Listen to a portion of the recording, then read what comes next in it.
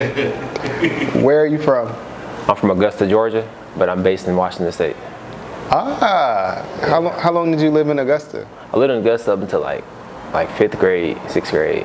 So I don't really know what age that was, but it was like fifth or sixth grade. Do you remember what it was like living in Augusta? I remember just a lot of family time. I spent a lot of my life just with family.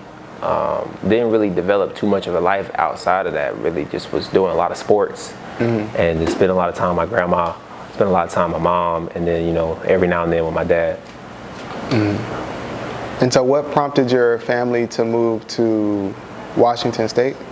So my mom and my dad weren't really together and shit. So eventually my mom ended up getting with somebody, and, you know, which is now my stepdad, and he had a job that took us all the way over there to the west side, over this place called the Hanford site. And the Hanford site is this nuclear plant where basically like the bomb that we dropped on, you know, Japan a long time ago. Yeah, that's really. Yeah, that's where that is. What's the energy like over there? The energy over there is, you know, people are very accepting, you know what I'm saying? Once I moved over there, I realized, you know, people weren't so judgmental. I felt like coming from the South, people were always like trying to, you know, judge you for whatever reason. It may be your outfit, or they maybe want to like talk shit about you for your hairline, or whatever it may be, you know what I'm saying? But over there, people are a lot more accepting. You could wear whatever you want. You could look however you want it, and people would still just rock with you if you was just cool. Wow. And so were you like emotionally affected when you had to leave your father to move across country? I definitely feel like it did affect me as far as like not having access to my direct family, because I have a smaller family, you know. I don't really have like a huge family structure. So I would say, yeah, it did take an effect on me emotionally, but, you know, we did our best to just stay in contact, and, you know, throughout time, I think it was the best move for me as far as the path in life I was going and shit. It could have got real crazy. I wasn't doing the best in school. Yeah. All that. Do you come from an artistic family? I would say so. Yeah. You know, my mom, she's a hairstylist. You know, she used to compete in beauty pageants like the Brown Brothers show. I think that's what it's called out here in Atlanta. And she would, you know, my grandma, she's a cut and sew lady. She can cut and sew anything, blankets, toys, blanket, all that. You know what I'm saying? Anything you may need, she can put it together. And then my dad, he also can sing, and he was very talented. You know, athlete, D1 athlete, all kind of shit. So, at what point did you become interested in the arts? Shit. I would say I became interested in the arts once I stopped pursuing basketball. I had a lot more time on my hands, and my passion kind of shifted over from just being this jock dude, and I kind of got bored, and I was really into video games and being on the computer already. I just started to just fuck around with the FL Studio demo, and from that demo, I just started to get more serious about producing beats, and then it just blossomed into a whole lot of other shit. At what point did you stop playing basketball? I stopped playing basketball after senior year in high school because I was about to go into college, and I was about to play at JUCO. I wasn't like nothing crazy or nothing like that, but I did have a chance to play at a JUCO college over there in Washington State. It's called CBC, Columbia Basin College, over in Pasco, Washington. And I was playing, and then I was just thinking to myself, like, I'm not really having fun. I'm really just here spending time, wearing my body down, my knees kind of feeling like shit. And I was like, man, I need to get some bread, and I needed to get up out of here because that wasn't the path I was really trying to be on, and I was losing passion for it quick. I was not happy. Have you read The $40 Million Slave? You heard of that book? I read that book. That's what it made me think of. Maybe if you're still like interested in sports and stuff, you should check it out. It's about like the sports industry and how they sort of like use our black men to kind of keep it going. I think I have heard of that book, but that definitely sounds like a concept that's what's going on right now. And really? I'm not gonna I wasn't gonna let them take advantage of me, because that's what kind of it was feeling like. I was just showing up, and it wasn't like I was on scholarship or nothing either. So I was just filtering a bunch of money into this college and filtering a bunch of money into getting gear, spending hella hours practicing. and I didn't really see how that was gonna really benefit my life for the long run. So I pulled myself out before the season started, and people was tripping. And also what happened one time in practice, I went up for a dunk, which I did yam that shit, but nigga undercutted me, and then I fell down on my arm, and then I got up, I was like, hell no, I'm out of here, man. I'm out of here. It was like, I'm getting injured. I was like, I'm not about to have an injury playing with these kids, man. It's shit's crazy, bro. I got up, and I said, fuck! I got up, I screamed that so damn loud, I thought my shit was broken. I couldn't really feel my shit. It was just like loose, bro. But my shit was cool though. Oh, but okay, after that, I just didn't play the whole time. And after that practice, it was never the same, bro. I got up out of there. So did you feel like music was like a more autonomous route for you? I think so, for sure. It definitely wasn't. I didn't want to be that guy that was like, oh, I'm this black dude that just gonna go start making music just because like I didn't want to be that stereotypical dude. But I would say music found me, and the path that I got into being a vocal artist was very organic. Okay. And so can you like describe your first experience of making music? First experiences was I was already kind of inspired by a lot of Tyler the Creator. I was inspired heavily on Kanye West, inspired heavily on old school Playboi Carti. Shout out Playboi Carti. We in Atlanta with it. But I was listening to a lot of Mexico Dro type Playboi Carti songs, like the early shit, the Ooh, you know what I'm saying, the Balenciaga, you know what I'm saying, the Broke Boy. And I just was like, man, I want to make some shit like this. So I would just really try to shoot for like those kind of sounds, and it was just, I had a really good time doing it, and all I could do is I just envisioned myself just being this producer, working my job, just being this producer on the side, and then just sending beats off to all of these different artists and shit. So that was the vision I had, but yeah, that's not how it worked out, but it worked out, I feel like, for the better, for sure. So you started off as a producer? Yeah, on FL Studio. Everything that I have out right now in my catalog, my discography as an artist is all produced by me. Everything from scratch. That's crazy. Yeah. Wait, so what made you want to actually be a vocal artist then? So I used to make music with like a few of my other homies, but we all had our own laptops with all the cracked version of FL Studio. We all cracked the FL, so we all just was making beats, and then we all come together and just start messing around, learning together. And then a homie had brought over a microphone. We all looked at each other like, shit, we might have to record something tonight. You know what I'm saying? So once that happened, we just all kind of started to just try to just have fun with it. And it was like, you think it's just so much, you think it's gonna be easy, but realistically you start to record, you realize like, damn, this is a whole nother series of learning. It's like, you know, you learn the beats, you learn how to make the beats decent. Then it's like, you think you can just record and make it sound good, but it's like, it's a whole nother journey in that. So we slowly started to enter our vocal journey. And so after you moved from producing to recording, what was the first song you released? The first song I released, man, I think it was this song called, it was a song that I had a feature on one of my good homies that I first started making music with. He goes by YB. He goes by Lil Exxon now. He's still in the town that I'm from out there in Eastern Washington, but I think the first song I made was called 3 a.m. and it's still out of my SoundCloud. Shout out SoundCloud. That's like where I really got my first buzz and everything. And yeah, we produced the beat together, and yeah, it was just, I don't know, it was a nice little vibe, real like ambient. It was like around when like Lil Yachty was buzzing and all that shit, you know, the early 2015, 2016 days. It was real ambient, but still hard, you know what I'm saying? And how did your peers receive the song? Like, were they hyped? It was hype. It was hype as shit. Okay. Everyone was super supportive, especially when you first get started. Everyone's all supportive and shit when you first get started. So we would pull up, people would be bumping it. That was when Snapchat had just came out, so everybody was tagging us on the story, bumping this shit. You know what I'm saying? Niggas was sending us the song at 3 a.m. because the song was 3 a.m. But it got a lot of love back for us, and that shit, I'm thankful for the environment I was in. Because if I may have not gotten that feedback, who knows if I would have kept going, you know? Because that shit really, it meant a lot to see people supporting that shit.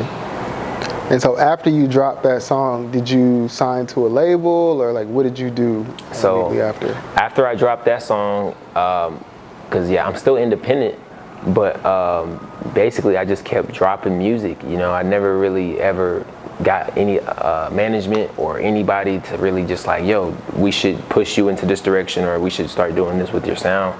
I just started to take it more seriously. I started getting more serious about the quality of my craft, you know, but not even like in a sense of, man, this could be a lot better, but in a sense of, I want this shit to hit harder in my car. Like this shit, I know this shit can slap harder. I'm listening to these other songs. My shit is hitting, but it's like, it could be, my hi-hat's not tapping right. My 808 is not buzzing. My vocals they sounding like muffled. Like, let me do this over and over. I go record, take it back to the car, listen to it, take it back to the studio, listen to it on the headphones, take it back to the car. You know what I'm saying? Drive around with it. You know what I'm saying? Go on Snapchat, be in the car riding around, recording a verse. Go to the studio, you know what I'm saying? Just gotten better and better every day. And so would you sign to a label if the offer was presented? Under the right terms, I'm not opposed to it. I feel like obviously labels are definitely, I feel like I would be an extremely good value to a label, and I feel like a label could definitely, you know, provide me some good value too.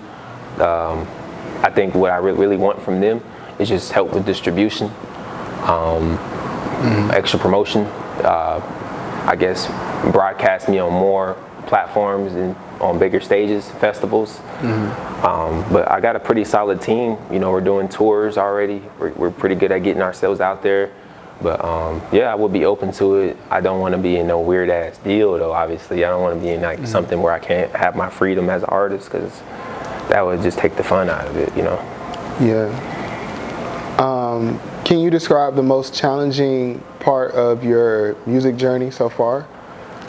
I think the most challenging part was definitely when I went through a pretty crazy breakup about a year and a half ago, and you know, I think that, you know, that happened, and a lot of people was bringing up shit with like, oh, shorty, and she had started doing some shit like on OnlyFans, and then people was trying to talk shit about what I was doing and bringing up shit, trying to mess up my career, defame my character and all of this shit with that. And then I just, you know, I kept going, but that was definitely a hard point right there. And then also probably the moment I realized I can't just keep doing the same shit over and over in the market that I was in, and I had to really just suffer through that coronavirus time. And then just it like the pressure just pushed down on me so heavy that I went from just doing shows in Washington State and just went straight to Miami and started doing shit. Okay. So I said, fuck this, man, I'm out of here. I'm gonna go do shit in Miami. The market closed down in Washington after coronavirus. I went to a whole new area and started doing shit. And so you broke up, the challenging part was your breakup with your girlfriend? At the time. Why did y'all break up? Somebody DM'd her and they had some pretty good evidence. They said I was cheating and shit. So they called me in a little scandal, you know what I'm saying, a little entanglement. Wait, you didn't say that. You just mentioned OnlyFans. Where did OnlyFans come into play? So basically, after the entanglement situation, she, you know, went down a path of like doing OnlyFans, and niggas was sending me pictures of this and videos like, hey man, you seen this? Or hey, you seen that? Because this is when coronavirus was going on, so the OnlyFans wave was very fresh. Everybody was on OnlyFans, and everybody was on there booming. Market was going crazy. So apparently she must have got on there, whatever her reasons was. I never thought she would ever go on there, but it's cool. I don't really give a shit. But that got the content she was making was getting back to me from people that was just subscribing. It was a small town, you know what I'm saying? So like that. And niggas was sending all kind of shit to me. I'm like, nigga, why y'all sending me this shit, bro? Like, you feel me? So yeah, that happened.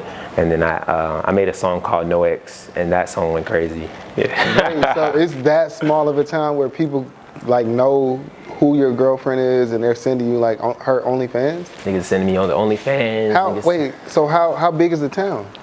The town is like I would say it's called Tri-Cities, Washington. That's like the city I'm based from. Like if you look at my tour, Tri-Cities, and that show is like, I always have a Tri-Cities show on like all of my dates for tours. So I would say the town is composed of 3 cities: Pasco, Washington, Kennewick, Washington, and Richland, Washington. We call it Tri-Cities because all 3 cities are 10 to 15 minutes apart. Between all 3 cities, I think the population is like under 200,000. You know what I'm saying? So it's pretty small, like very, very small. And then there's only 3 or 4 high schools between those. And so do you not support sex work? I supported sex work, but what I think it was when I was with her at the time, you know, she was so against it and was like, oh, like I would never do that. And she was almost like really not really with it either. So when I saw her do that, it was like, okay, you did that in spite of me. You definitely trying to get a reaction out of me. You're doing this because you know the situation went this way. So you want to really just like, hey, I'm out here, fuck this nigga. So that's how I took it. But yeah, but I definitely support sex work, and I got nothing against it. It doesn't bother me. You know, if you want to get your bag, go get your bag. But when you're with somebody for a long period of time and you see their character just totally switch 180, it's really shocking. You know. And so you went through that trying personal time, and so now you're like on tour. You're moving around. You even moved to Miami for a bit. What's been the most memorable moment so far in your music career? I think the most memorable moment has definitely been this year, you know what I'm saying? Like I said, we went from last year only doing shows like between Washington and then like Florida. And then this year was just like, shout out my DJ and friend Cadillac of Tokyo. We went like, let's just put up together a tour. And it was very crazy to see the vision come to life. You know, we did the first Storm tour back in April. And that tour took about 2 to 3 months, you know, all financed and independently ran venues, you know, sound engineers, event coordinators, you know, sponsors, all that. We put that together, and then that took about 3 months. And then we did another tour, which we're on right now in Atlanta. And that one, we only took about a month and a half to put that together. So we're seeing the growth, and that has been the best part. And then just overall meeting all of the different people and all of the communities, being able to talk to people like on Zoom. We have these Zoom meetings every other week where we just talk together about what's working for us as artists, like networking and, you know, just keeping each other up, motivating one another, and just like really just like being artists and being just people, man. I just love the people. I love meeting new people. I like just seeing all of the communities come together and shit. So I like to just bring everything together. I want to be that guy where like if you need somebody or need to know how to get something, I want to be the gate to like, yo, you need to connect with this dude. Yo, you're going here? Okay, bet. Make sure you tap in with them. You know what I'm saying? Like, I want to be that guy. What inspires your fashion sense? Sheesh. A lot of different things, but most recently I would definitely say I was huge into like Tyler the Creator's fashion a while ago. So I would say I'm into like some preppy, but also street, but just, I'm real laid back. I'm cozy. But I'm definitely like, I try to keep it stylish at the same time. So cozy, stylish. I've been fucking with Rick. I've been fucking with Kanye, like the whole streetwear shit. But yeah, man, I be fucking with. I just like rocking shit that's just not super mainstream. Yeah. But definitely like putting pieces together. You know, Rick mixed the thrift with the high fashion. You know what I'm saying? Earlier you mentioned like ownership, being independent, and you just recently, just now you mentioned Kanye. How do you feel about Kanye's severed partnership with Adidas, Balenciaga, and so forth? So on one note, we're gonna say Kanye definitely had already mentioned before him being severed and the Adidas pushing him away or him pushing himself away. He had already mentioned in a lot of videos and whatever the media has been pushing, he mentioned he didn't want to be with that. He already had mentioned that, you know, they weren't giving him the stores he wanted. You know, it seemed like he had an idea that they were going to give him his own stores and his own storefronts. And it looked like Adidas and Gap were both taking his ideas and selling them for the low. So I feel like that's what he wanted. Regardless of how the situation panned out, who knows if he knew it was going to cause this much money loss and this much media behind the bullshit. But all I can say was he wanted out. And however people want to go about getting out, I wouldn't say that was the best way to go, but he got what he wanted. What's your ultimate aspiration with your music career? My ultimate aspiration with the music career would definitely be to connect to as many like-minded people as possible. I want to be known as one of the best artists to do it. I feel like my music is very, very different. I feel like it has a very unique sound to it. My music is it doesn't just have one theme throughout the whole song. Mm-hmm. Since I'm producing most of the pieces, they change a lot throughout the song, and I really try to go between extremely melodic music and playful, but also at the same time I can have a very hard song and, you know, talk about extreme things. So I just want to be known as one of the best to do it. I want to be respected for what I do. I don't really care if I'm the most famous person in the world. I just want people to know if my name is brought up in a conversation, they can expect quality, and they can expect you know, a song or a piece that can be appreciated for a long period of time. For someone watching this who aspires to do what you do, what advice would you have for them? I would definitely say to do your best to create a product that's very catered to yourself.